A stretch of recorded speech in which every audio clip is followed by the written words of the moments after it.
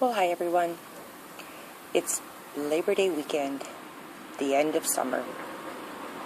This is usually a really bad time of year for me because I really need the sun to help me feel spunky and in a good mood.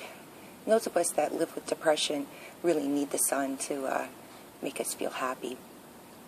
And, I was just a little concerned with the end of the summer and with all my nieces and their sons leaving after being here in the summer for our son's wedding. I thought, wow, I'm going to really have to dig deep and fight these really lonely, ugly feelings. And I go back to what usually helps me, and I think of the things that made me feel good.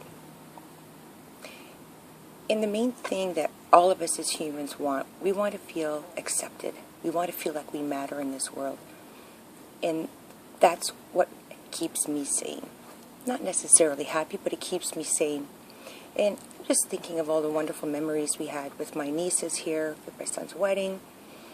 And we had taken everybody downtown. We were going to the Blue Jays game.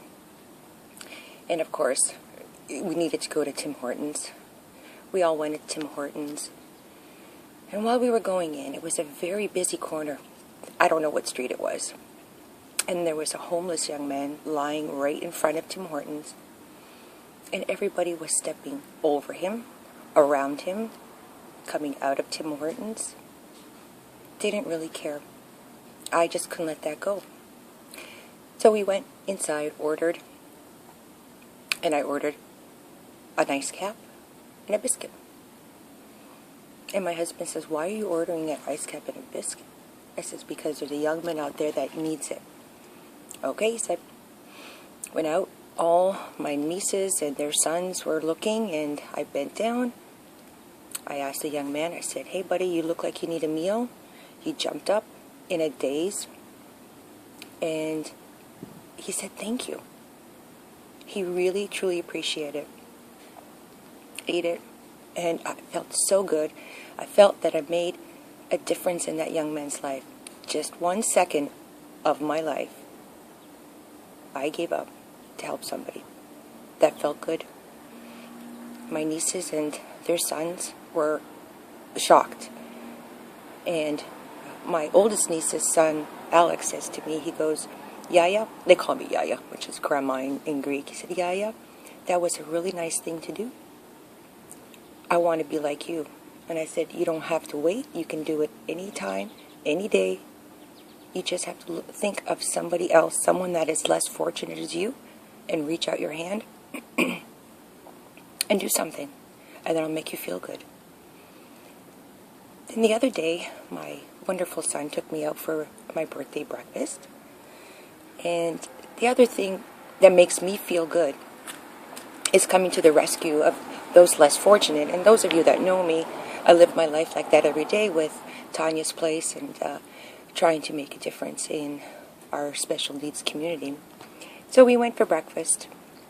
Wasn't too many people there, but we can hear a child just screaming and crying, and everybody's looking, and then I'm assuming it was a grandfather, took the child outside to try and calm him. Didn't work. Comes back in, and then the grandmother takes the child, goes outside right in front of the door. Well, first of all, she had him by the armpit, dragging him through the restaurant. Went outside. Then, she had hands on his shoulders, was shaking him silly, and I was appalled. The place, there was quite a few people. It wasn't full, but there was enough people. And I'm like, oh my God, I turned around really loud. I said, I think that's a little excessive. People were looking at me because I made a comment, like I had two heads.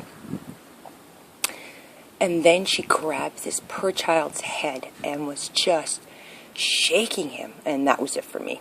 I jumped up and I went out and I said, you step away from that little boy. He's just a child. That's child abuse. And she looked at me like I was crazy. Then the grandfather came out. I don't know, spoke a different language. It's irrelevant to the story. He grabbed the child, pretty much rescued him, and I couldn't believe it. It's not that I couldn't believe that she was doing that. what I couldn't believe is that there were people sitting in that restaurant completely ignoring it and not stepping in and coming to the aid of a child. How can that child protect himself? It was unbelievable. I was appalled. So I'm going to give everybody a challenge today.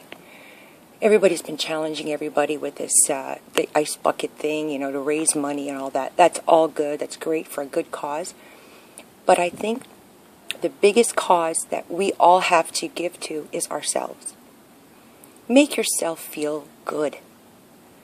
Give yourself an opportunity to feel like you belong in this world. You have a purpose. You have a meaning. So my challenge to all of my viewers is try to do one thing today, not tomorrow, today, that's going to help somebody that's less fortunate, or just listening to someone that needs to vent, anything, but it can't cost you a penny, only your time, and you're going to see how that feels.